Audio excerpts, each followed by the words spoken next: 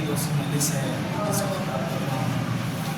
موضوع آپ کے سامنے ہے، اس کو میں نے آپ کے سامنے بیان کیا. عزیزان گرامی، یہ آیت کریمہ جس میں پروردگار عالم کہہ رہا ہے کہ کچھ ایسے افراد ہیں جو اپنے رب کی جانب سے ہدایت حاصل کرتے ہیں، اور یہی افراد جو ہدایت جنہوں نے اپنے رب سے حاصل کیا ہے، یہ افراد نجات یافتہ ہیں، کامیاب یافتہ ہیں. اب ہر آدمی یہ کہے گا کہ کتنے خوش نصیب انسان ہیں جنہیں پروردگار عالم نجات یافتہ کہہ رہا ہے، کامیاب یافتہ کہہ رہا ہے. عزیزان گرامی، وہ انسان، وہ کون لوگ ہیں جنہیں پروردگار عالم کامیاب یافتہ کہہ رہا ہے؟ تو میں نے کل ابتدائی آیت کی تلاوت کی تھی کہ ان کی 5 صفت بیان ہوئی ہے. سب سے پہلے کہ یہ قرآن میں نے بیان کیا تھا، یہ قرآن جو ہے ایک ایسی کتاب ہے کہ جس میں ہر خوشبو تر موجود ہے. جو چیز چاہیے اس قرآن میں آ کر کے ہم نکال سکتے ہیں. جس مسئلے کے بارے میں ہمیں دریافت کرنا ہے تو ہم اس قرآن میں آ کر کے جستجو کریں، ہمیں وہ مسئلہ مل جائے گا. تو عزیزان گرامی، یہ قرآن ہدایت بن کر کے آئی کس کے لیے؟ للمتقین، متقی کے لیے. متقی یعنی کون؟ یعنی دین کے پابند، یعنی احکام الہی کو انجام دینے والا، جو بھی شریعت نے بیان کیا ہے اس کو اپنے عمل میں اتارنے والا، وہ ہے متقی، وہ ہے پرہیزگار انسان. عزیزان گرامی، ان کی صفت کیا ہے؟ میں نے کل 5 صفت آپ کے سامنے بیان کی کہ الذین یؤمنون بالغیب. ان کی پہلی صفت اور پہلی شرط یہ ہوگی کہ وہ غیب پر ایمان رکھتے ہوں گے. پہلی صفت اور پہلی شرط کیا ہے؟ الذین یؤمنون بالغیب، وہ غیب پر ایمان رکھتے ہوں گے. جو بھی غیب یعنی عقیدہ توحید، عقیدہ نبوت، عقیدہ امامت، قیامت، برزخ، تمام چیزیں، عالم برزخ کی یہ تمام چیزیں اس پر عقیدہ رکھتے ہوں گے، اس پر ایمان رکھتے ہوں گے. تو عزیزان گرامی، اب ان کی دوسری صفت کیا ہے متقی کی؟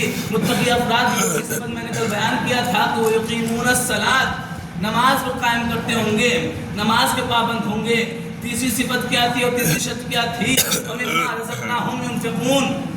جو کچھ بھی اللہ نے انہیں رزق دیا ہوگا وہ ان رزق میں سے اللہ کی راہ میں خرچ کرتے ہوں گے. تو عزیزان گرامی، وہ رزق حلال رزق ہوگا، حرام رزق نہیں ہوگا. عزیزان گرامی، واقعاً اگر انسان حلال رزق صرف 2 مہینے کھائے، 3 مہینے کھائے تو واقعاً وہ روحانیت انسان کے اندر آ جاتی ہے. لیکن اسی کے برعکس اگر انسان حرام رزق اپنے شکم میں اتارے تو واقعاً اس کی زندگی بدل جاتی ہے.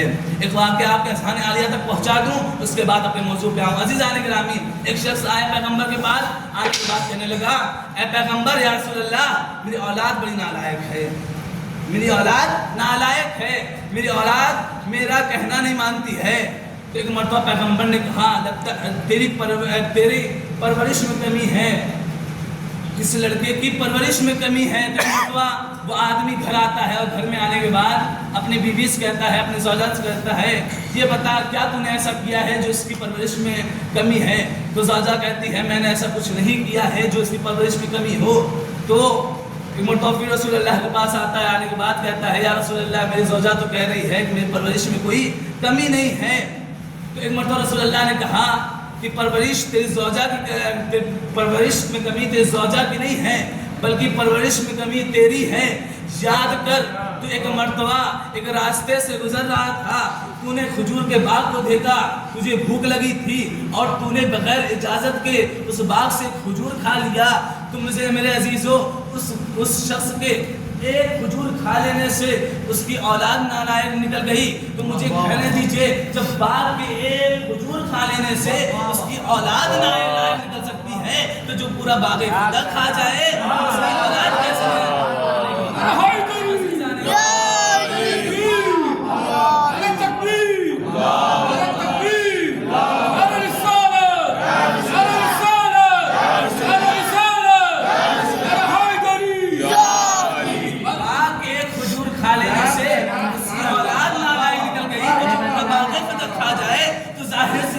نالائق؟ کوئی شرابی نکلے گا، کوئی جواری نکلے گا، ظاہر سی بات ہے، کوئی فاسق نکلے گا. تو میرے عزیزو، رزق جو ہے ہم حاصل کریں وہ حلال رزق حاصل کریں، اس لیے کہ پیغمبر کا ارشاد ہے کہ طہور الطعام یزید فی الطعام والدین والرزق، غذا کی پاکیزگی انسان کو دیندار بنا دیتی ہے۔ عزیزان گرامی، اپنے موضوع پہ آؤں، 3 شرطیں میں نے بیان کی، 3 صفت متقی کی بیان کی۔ پہلی شرط اور پہلی صفت الذین یؤمنون بالغیب، دوسری شرط اور دوسری صفت یقیمون الصلاۃ، تیسری شرط اور تیسری صفت کیا ہے؟ وَمِمَّا رَزَقْنَاهُمْ يُنْفِقُونَ، وہ انفاق کرتے ہوں، جو کچھ بھی اللہ نے دیا ہے انہیں خرچ کرتے ہوں۔ اور ان کی چوتھی صفت یہ ہے کہ اے پیغمبر، جو کچھ آپ پر نازل ہوا یعنی کتاب نازل ہوا اور آپ سے پہلے والے نبیوں پر جو کچھ نازل ہوا، چاہے وہ صحیفے کی صورت میں ہو، چاہے وہ کتاب کی صورت پر ہو، داؤد پر زبور نازل ہوئی اس پر بھی ایمان رکھتے ہیں، موسیٰ پر توریت نازل ہوئی اس پر بھی ایمان رکھتے ہیں، انجیل عیسیٰ پر نازل ہوئی اس پر بھی ایمان رکھتے ہیں۔ تو یہ متقی کی صفت ہے، تمام کتابوں پر ایمان رکھتے ہیں۔ اس کے بعد یہ چوتھی صفت ہوئی۔ 5ویں صفت یہ ہے کہ وَبِالْآخِرَةِ هُمْ يُوقِنُونَ، یہ آخرت پر پکا یقین رکھتے ہیں، تب جا کر کے یہ کامیاب ہوئے ہیں۔ تو عزیزان گرامی، یہ متقی کی صفت بیان کی تھی میں نے کل۔ اس کے بعد میں نے کل اس سے عقیدہ توحید کے بارے میں کچھ گفتگو کی تھی۔ میں نے بیان کیا تھا اس سے پہلے کا مرحلہ ایک ہے معرفت خدا، یعنی خدا کی معرفت حاصل کرنا۔ جب تک انسان خدا کی معرفت حاصل نہ کر سکے گا تب تک اس کی عبادت حقیقی نہیں ہوگی۔ عزیزان گرامی، میں نے کل بیان کیا تھا، قرآن کی آیت بیان کیا تھا کہ اللہ انسان اس کائنات میں دیکھے اور خود اپنے نفس میں دیکھے تو اپنے پروردگار کی معرفت حاصل کر سکتا ہے۔ اب عزیزان گرامی، 2 واقعہ آپ کے ذہن عالیہ تک پہنچا دوں۔ ایک شخص امام جعفر صادق علیہ السلام کے پاس آیا،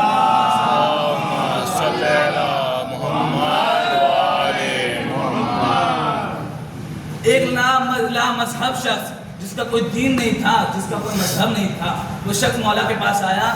آنے کے بعد کہنے لگتا ہے کہ ہم خدا کو نہیں مانتے ہیں، ہم نے خدا کو نہیں دیکھا ہے جو ہم خدا کو مانیں۔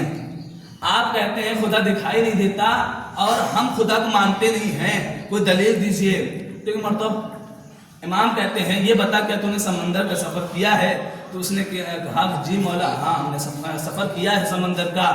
تو مولا کہتے ہیں یہ بتا، جب سمندر میں تو سفر کر رہا تھا تو تجھے جب کشتی کے ڈوبنے کا خوف تھا اور اپنی جان کا خوف تھا کہ جان چلی جائے گی، تو یہ بتا کہ اس وقت تیرا دل میں یہ آرزو تھی، کیا دل میں کوئی ایسی امید تھی جو تمہیں یہ بیان کرے، جو تمہیں یہ بتائے کہ ہاں کوئی ہے جو ہمیں بچا سکتا ہے؟ تو کہنے لگتا ہاں مولا، ایک سہارا تھا، ایک دل میں یقین تھا، کوئی ہے جو مدد کر سکتا ہے، کوئی ہے جو امداد کر سکتا ہے۔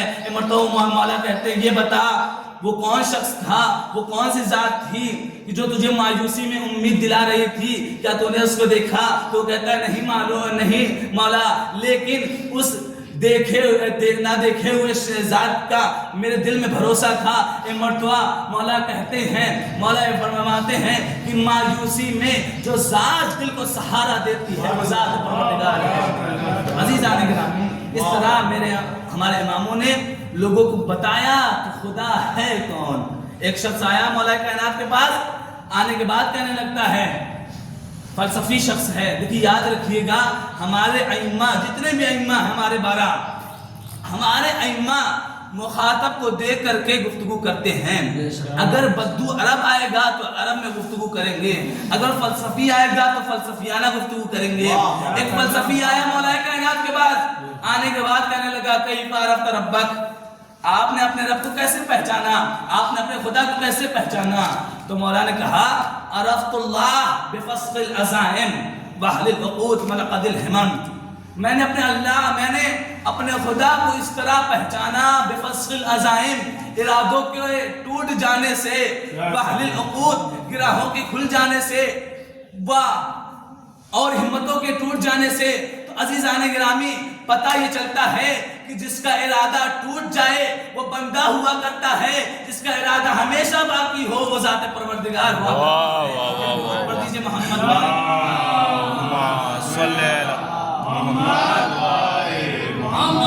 عزیزان گرامی، اس طرح سے ہمارا ایمان نے لوگوں تک بتایا کہ خدا ہے کون. تو عزیزان گرامی اب یہ ہے معرفت خدا. ہم اس طرح اپنے پروردگار کو پہچان سکتے ہیں. بہت سی قرآن کی آیت ہے. قرآن کبھی کہہ رہا ہے وَمِنْ آیَاتِهِ أَنْ خَلَقَكُم مِّن تُرَابٍ. خدا کی نشانیوں میں سے ایک نشانی یہ ہے کہ اللہ نے تمہیں مٹی سے خلق کیا. تم اس پر غور و فکر کرو. اس کے بعد قرآن میں یہ ہے کہ وَمِنْ آیَاتِ اللَّيْلِ وَالنَّهَارِ وَالشَّمْسِ وَالْقَمَرِ. اللہ کی نشانیوں میں سے ایک سورج بھی ہے, چاند بھی ہے, دن بھی ہے, رات بھی ہے. اس کے بعد قرآن کی ایک اور آیت ہے جس میں اللہ کہہ رہا ہے وَمِنْ آیَاتِ خَلَقَ السَّمَاوَاتِ وَالْأَرْضِ. اللہ کی نشانیوں میں سے ایک یہ بھی ہے کہ اللہ نے آسمان کو خلق کیا, زمین کو خلق کیا. عزیزان گرامی ان نشانیوں میں جب انسان تفکر کرتا ہے, غور و فکر کرتا ہے, تو تب کہیں جا کر کے اللہ کو پہچان سکتا ہے انسان. عزیزان گرامی اب معرفت خدا کے بعد ایک اور چیز آتی ہے. اس کے بعد ایک مرحلہ آتا ہے صفات خدا. یعنی جب اللہ کی ہم نے معرفت حاصل کر لی تو اب ہمیں دیکھنا ہے اب اس خدا کے اندر کیا کیا صفتیں ہیں. عزیزان گرامی اگر کوئی انسان ہم سے پوچھ لے, کوئی مشرک کوئی کافر ہم سے پوچھ لے یہ بتاؤ تیرا رب کیسا ہے, کیا تیرا رب قادر ہے, کیا کر سکتا ہے, تو عزیزان گرامی اس وقت ہم کیا جواب دیں گے؟ تو عزیزان گرامی صفات خدا جاننا بہت ضروری ہے. تو صفات خدا ہے کیا؟ جو ہم نے قرآن, وہی قرآن کی جانب ظاہر سی بات ہے قرآن ہی کی جانب آئیں گے کیونکہ قرآن ہمارے لیے ہدایت بن کر کے آیا ہے. سارے مسئلے وہی تو حل کرے گا. اب قرآن کی جانب آئے, قرآن بیان کرے گا صفات خدا کو کہ اللہ کی صفات کون ہے. واقعاً عزیزان گرامی اللہ چاہتا ہی یہی ہے کہ میرا بندہ میری صفات کو اپنے اندر اتار لے. واقعاً جب انسان صفات خدا کو اپنے اندر اتار لیتا ہے تو واقعاً وہ علی کی طرح ید اللہ ہو جاتا ہے, اللہ ہو جاتا ہے, اللہ ہو جاتا ہے. تو واقعاً عزیزان گرامی صفات خدا اپنے اندر اتاریں. اللہ قادر ہے تو واقعاً ہم بھی اس کی طرح قدرت رکھیں, لوگوں کو مدد کریں. اللہ عالم ہے تو ہم بھی علم حاصل کریں. اللہ صادق ہے تو ہم بھی جھوٹ نہ بولیں بلکہ صداقت اور جہاں صداقت کی نشانی دیں, صادق بنیں. تو عزیزان گرامی اس کے بعد جب قرآن کی جانب آئے تو اللہ کی صفت بیان ہوتی ہے. سورہ بقرہ کی آیت ہے کہ بسم اللہ الرحمن الرحیم ان اللہ بالناس لرؤوف الرحیم, کہ اللہ جو ہے وہ مہربان ہے, رحم کرنے والا ہے. عزیزان گرامی جب پروردگار عالم کی ذات مہربان ہے اور رحم کرنے والی ہے تو عزیزان گرامی ہم تو بندگان خدا ہیں. ہمیں چاہیے کہ ہم پروردگار عالم کی صفت کو اپنے اندر اتار کر کے یتیموں پر رحم کریں, غریبوں پر رحم کریں, ان کے اوپر مہربان ہوں. عزیزان گرامی یہ ہے پہلی صفت. ایک اور صفت بیان کر دوں, ربط مسائل. عزیزان گرامی دوسری صفت قرآن بیان کرتا ہے اللہ کی. سورہ نساء کی آیت ہے جس میں اللہ کہہ رہا ہے کہ وَاسْتَغْفِرُ اللَّهَ إِنَّ اللَّهَ كَانَ غَفُورًا رَحِيمًا. اللہ معاف کرتا ہے اپنے بندے, بے شک وہ غفور رحیم ہے. وہ ہر وقت بہانہ تلاش کرتا ہے کسی نہ کسی طرح سے میرا بندہ میرے بارگاہ میں آ جائے, توبہ کر لے, واقعا میں معاف کر دوں گا. تو عزیزان گرامی جب اللہ اپنے بندوں کو معاف کر سکتا ہے تو ہم بندگان خدا کہ ہم دوسرے مومن کو نہیں معاف کر سکتے؟ خصوصاً اس ماہ محرم میں جن سے ہمارا قطع تعلق ہو گیا ہے, جن سے ہمارا رشتہ ٹوٹ گیا ہے, ہم خود جائیں ان سے بولیں. عزیزان گرامی ہم خود ان سے تعلقات بنائیں. میرے عزیزو جب پروردگار عالم ایک دوسرے کو معاف کر سکتا ہے, کیا ہم مومن دوسرے مومن کو نہیں معاف کر سکتے؟ میرے عزیزو صفات خدا کے مظہر ہم بن جائیں, ہم اپنے اندر صفات خدا کو اتاریں. واقعاً یا علی محمد صفات خدا کے مظہر تھے. امام حسین علیہ السلام صفات خدا کے مظہر تھے. امام علی مقام نے ہر مقام پر وہ سیرت دکھائی, وہ کردار اپنا دکھایا جو سیرت اور کردار آل رسول, جو سیرت اور کردار نانا کا تھا. عزیزان گرامی حسین نے دین کو بچانے کے لیے مدینے کو چھوڑا. کربلا میں آج 2 محرم ہو گئی. عزیزان گرامی آج 2 محرم ہے, آج حسین کا قافلہ مدینہ پہنچ گیا ہوگا. آج حسین کا قافلہ کربلا پہنچ گیا ہوگا. ہاں آزاداران مظلوم کربلا یہ وہ زمین ہے, یہ وہ زمین ہے جس پر تمام انبیاء نے گریہ کیا. آدم آئے تو گریہ کیے, نوح آئے تو گریہ کیے, اسماعیل آئے تو گریہ کیے, یہاں تک کہ جناب عیسیٰ نے بھی گریہ کیا. ہاں آزاداران مظلوم کربلا جو بھی نبی اس زمین سے گزرا اس کے دل میں تو مستر پیدا ہوا, ایک بے چینی پیدا ہوئی. ایک مرتبہ اس میں نبی نے اللہ سے فریاد کیا, اے پروردگار عالم یہ दिल में बेचैनी कैसी? तो परवरदिगार आलम ने कहा तुझे नहीं मालूम ये जमीन मुसीबतों की जमीन है, ये जमीन बलाओं की जमीन है। अल्लाह खुदा आपको कोई गम न दे। आज़ादारा ने मजलूम करबला, ये जमीन एक वो जमीन है कि जिसमें नवासे रसूल को शहीद किया जाएगा। अरे वो जमीन है जिसमें बच्चे प्यासे तड़प जाएंगे। आज़ादारा ने मजलूम करबला, ये करबला की जमीन वो है कि मुर्तबा मौलाए मुत्तकियान सिफ्फीन के मार्के से जब वापस पलट रहे थे तो मौला एक मरतबा इसी जमीन पर रुक जाते हैं। इब्ने अब्बास रिवायत करते हैं कि मौला एक मरतबा इस जमीन पर जैसे ही रुकते हैं मौला खुद को अपने रहवार से खुद को गिरा देते हैं और एक मरतबा उस खाके करबला को हाथों में लेते हैं और गिरिया करना शुरू कर देते हैं और कहते हैं सब्रन या अबा अब्दुल्लाह, सब्रन या अबा अब्दुल्लाह, सब्रन या अबा अब्दुल्लाह। ऐ मेरे हुसैन सब्र करना, ऐ मेरे हुसैन सब्र करना। अल्लाह खुदा आपको कोई गम न दे। आज 2 मुहर्रम है, आज हुसैनी काफिला ज़मीन करबला पर पहुंच गया है। जब ये काफिला करबला पर पहुंच गया तो मुर्तबा इमाम हुसैन अलैहिस्सलाम ने लोगों से जब ये काफिला उस जमीन पर रुका तो इमाम हुसैन अलैहिस्सलाम का रहवार आगे नहीं बढ़ रहा था, आगे नहीं बढ़ रहा। तो रिवायत बताती है कि इमाम ने अपने घोड़े को बदला, यहाँ तक कि जितने भी घोड़े इमाम ने बदले कोई भी रहवार आगे नहीं बढ़ता। इमाम ने कहा कि हमारी मंजिल आ गई है। आज़ादारा ने मजलूम करबला लोगों को बुलाया और कहा कि कौन सी सरजमीन है, ये कौन सी जमीन है, ये इसे क्या कहते हैं? तो लोगों ने कहा, किसी ने कहा इसे नैनवा कहते हैं, किसी ने कहा इसे शत्ते फरात कहते हैं, फिर मौला ने कहा इसे और कुछ भी कहते हैं। तो क्या करबला, किसी ने कहा इसे करबला भी कहते हैं। अरे मेरा मौला ने जब करबला का नाम सुना तो मेरा मौला एक मरतबा जमीन से खाक को उठाता है तो कहता हां से ही कर बिन मलाए, ये जमीन बलाओं की जमीन है, ये जमीन मुसीबतों की जमीन है। हा होना महक और हालना। ए काफिला वालों, हमारा सफर खत्म हो गया है, हम अहमलों को उठा, अब आ जाए, सफर खत्म हो गया है। आज़ादारा ने मजलूम करबला इमाम गिरिया करते जा रहे हैं और कह रहे हैं हा होना तुस्फिको दिमाओना, ये वो जहां है जहां हमारे खूने बहाए जाएंगे, ये वो जहां है जहां हमारे पाएंगे, ये वो जहां है जहां सकीना यतीम हो जाएगी। अरे ये वो जगह है जहां जनाबे ज़ैनब जैसी बहन, अरे जिसके सरों से चादरें छीन ली जाएगी। इन्ना लिल्लाहि व इन्ना इलैहि राजिऊन।